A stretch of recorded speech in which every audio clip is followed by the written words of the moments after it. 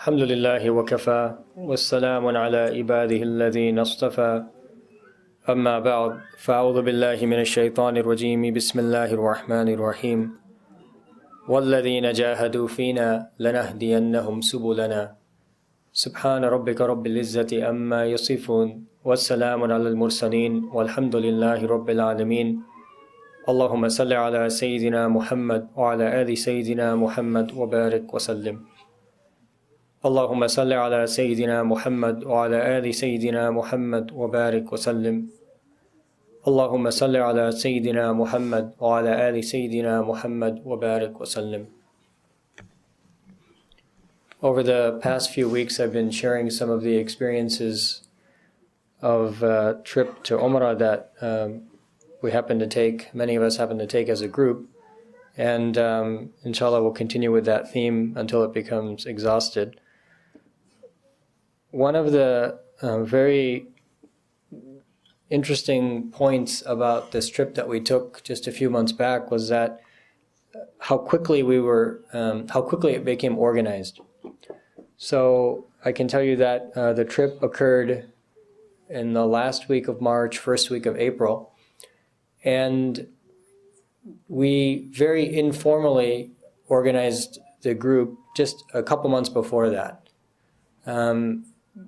I think maybe we started talking about the possibility of some people going as a group at the end of December.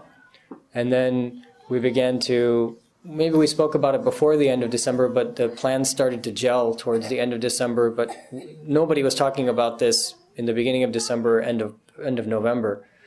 And then the plans began to gel at the end of December, and by the end of January, so within almost 30 days, less than 30 days since once we decided what we were doing, we had reached almost 120 people going on the group. There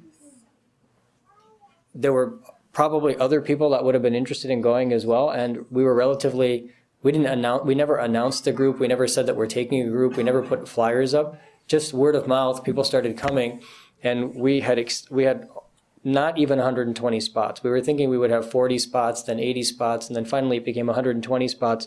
And at that point we said, there's no way that we can take additional people because it would be too hard to logistically organize that many people. So we sort of shut the number down at about 120. And despite shutting the number down at 120, we still had additional people come, but they came independently. They didn't come officially as part of that group.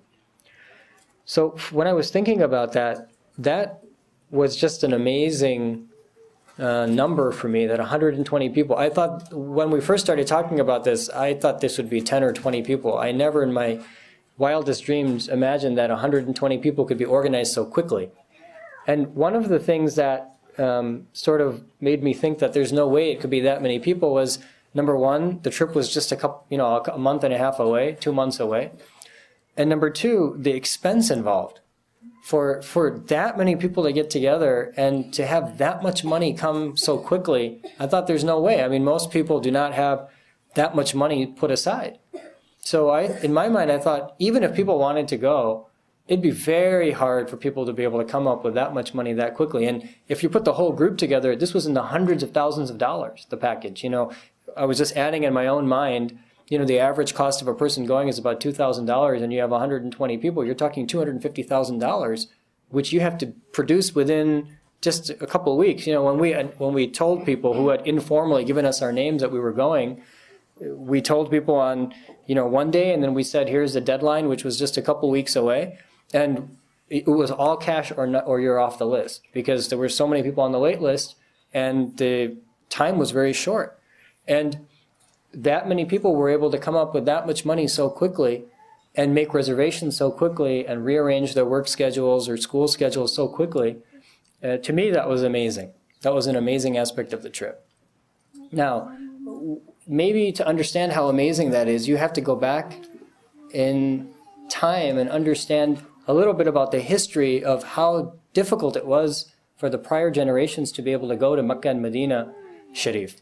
So I can tell you some things that from our prior predecessors that hopefully will help to just highlight how amazing it is to have so many people go so quickly. So the first thing I would say is that for generations, people had the desire to go for Hajj or for Umrah, but they would have to wait their entire lifetime before they would get that opportunity. Many, many people from our pious predecessors had a deep, deep desire to go and visit the house of Allah subhanahu wa ta'ala.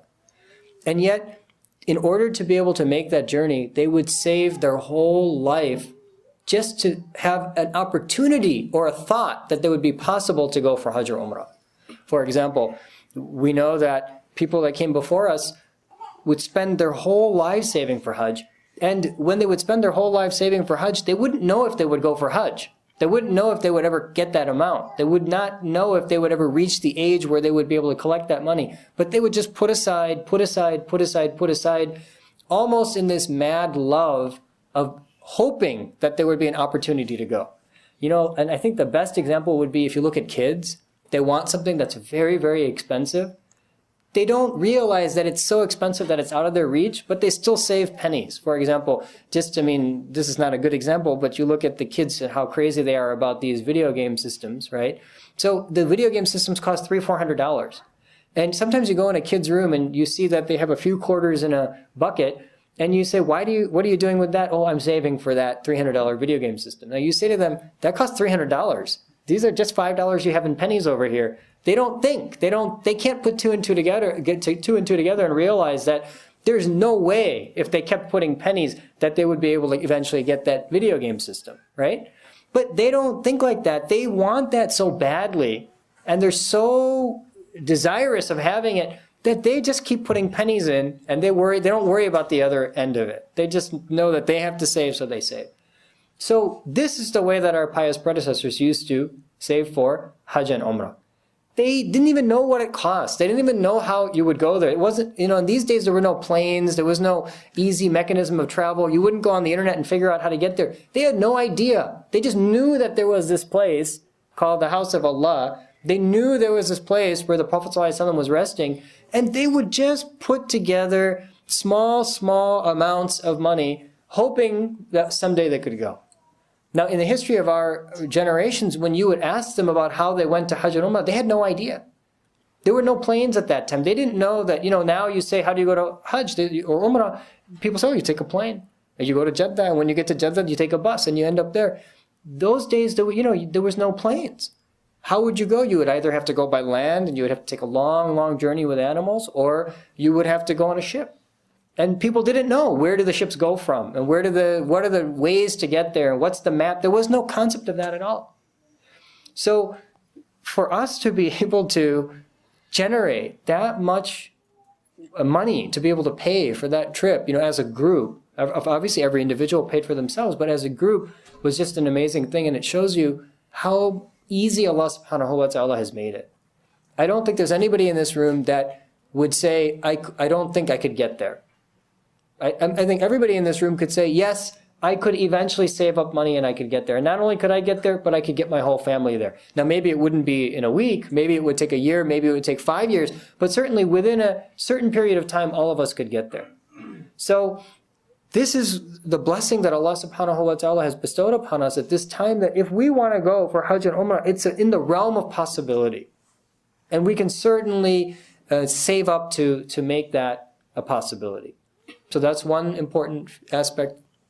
Now, just to even give you another example of this, Shaykh Zulfikar was once talking about how thankful we should be that we can go for Hajj and Umrah. And specifically, he gave a story about his teacher, his teacher was Hazrat Ghulam Habib, rahmatullah alayh. And Hazrat Ghulam Habib, he gives a story of his very first Hajj, Hazrat Ghulam Habib's very first Hajj.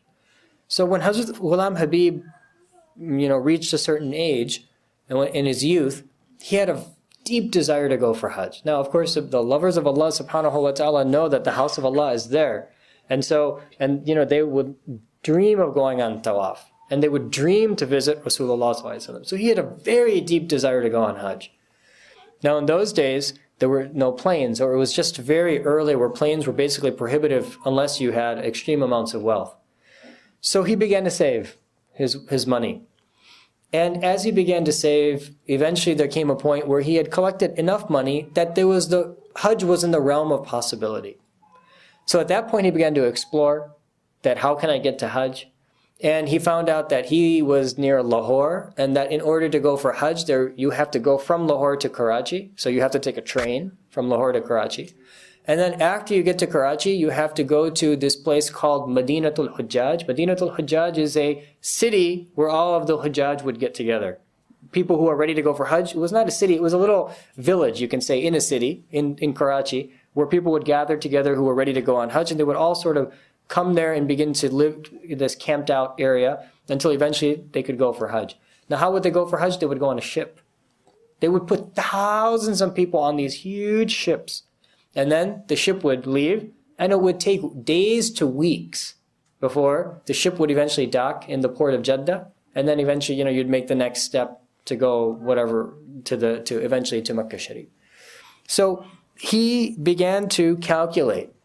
Now this is Hazrat Ghulam Habib, rahmatullah alayh. He began to calculate that how can I get to Hajj? How much money do I need for the trip on the train, and then eventually the trip on the boat, and then from the boat you need expenses, and you need to be able to get to Medina and to Mecca, etc.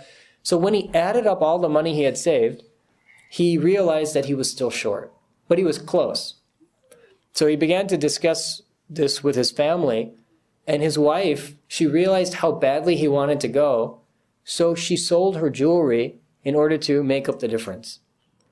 Okay, now when she sold her jewelry, they added it to the money that he had, and when they added it to the money that he had, it still wasn't enough.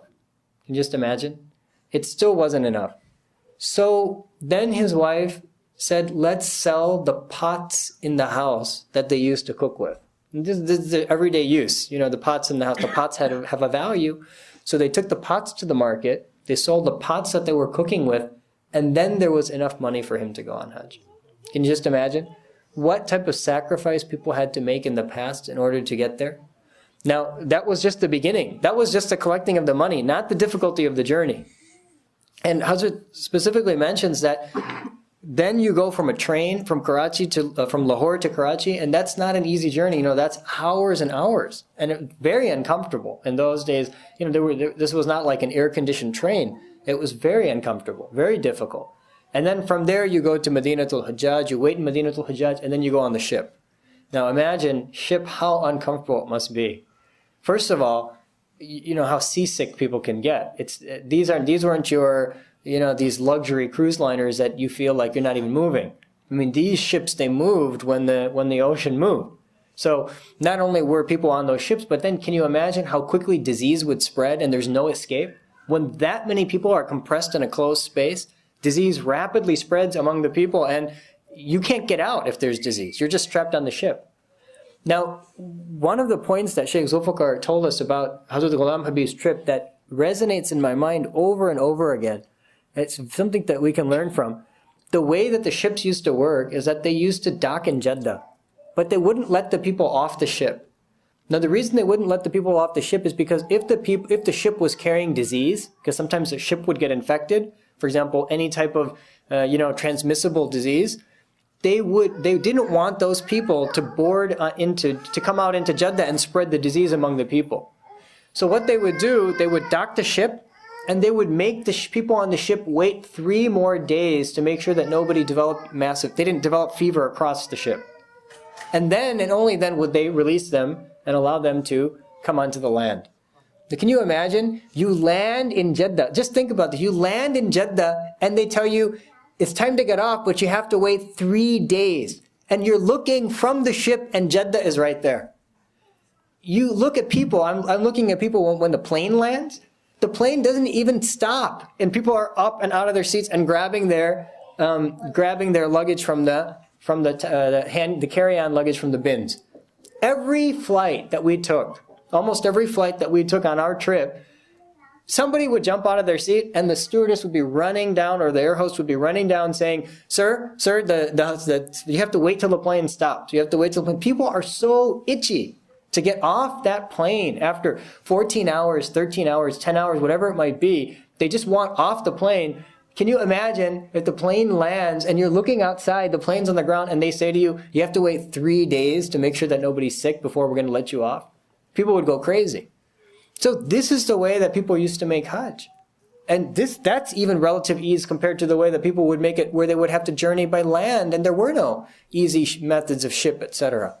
So we can only just begin to imagine how much difficulty people undertook or how difficult the journey was in the past in order, financially and physically, in order for a person to visit the house of Allah subhanahu wa ta'ala. Just imagine how difficult that journey must have been.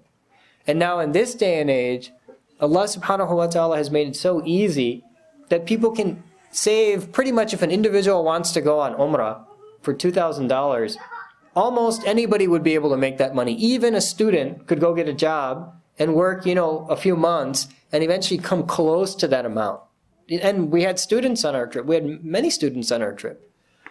And, this is just how easy Allah subhanahu wa ta'ala has made it in this day and age. And then on top of that, the ease with which we got there. I mean, the whole trip was basically 8-9 days. And we got there, in just 8-9 days would be the amount of time some people would take to get there in the past. We came and went in 8-9 days and did, 3 Umrahs and visited Makkah Sharif comfortably, visited Medina Sharif comfortably, came back to Makkah Sharif. We did a tremendous amount of that period of time. And Allah subhanahu wa ta'ala has made it so easy in this day and age. Now, you can look at all the reasons why it's become so easy, but really, I would say that it's the immense mercy of Allah subhanahu wa ta'ala that has made it so easy. Why? Because in this day and age, our productivity has increased. Now, people say, technology and the times has increased productivity so that people can do so much more than they ever did in the past, right? So you see that in this day and age, what happens? People can do things that they wouldn't have been able to do in a year, they can do in a day. Some data crunching machines can do things that you wouldn't have been able to do in a century that can do in a moment, right? But you have to remember that it's sort of the sword is double-edged. It's this double-edged sword. Just as we have become so productive and we can do so much in a short period of time, we've also become that productive in our sin. We can produce sin in a very quick time as well. We've become very technologically, savvy in even doing sin. Some of the sins that people would have to plan and plot and come up with a mechanism they would never be able to do. Why don't we put it this way? Shaykh Zulfikar even says this, that some of the sins that people never even thought of, we think of every day. There are some sins, some things that come in our mind that our pious predecessors never even fathomed.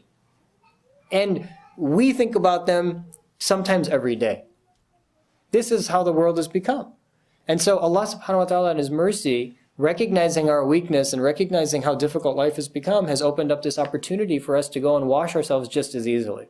Just as easy as it is to sin, Allah subhanahu wa ta'ala has also opened the door for tawbah just as easily. Yani, if somebody wants to go, it's not out of the realm of possibility that they can get there.